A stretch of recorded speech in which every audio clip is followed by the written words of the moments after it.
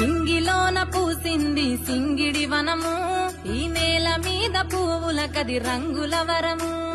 ప్రకృతిని పలకరించే ఋతువుల స్వరము, వేల వేల పువ్వులు పూసిన క్షణము. ఇసుకల్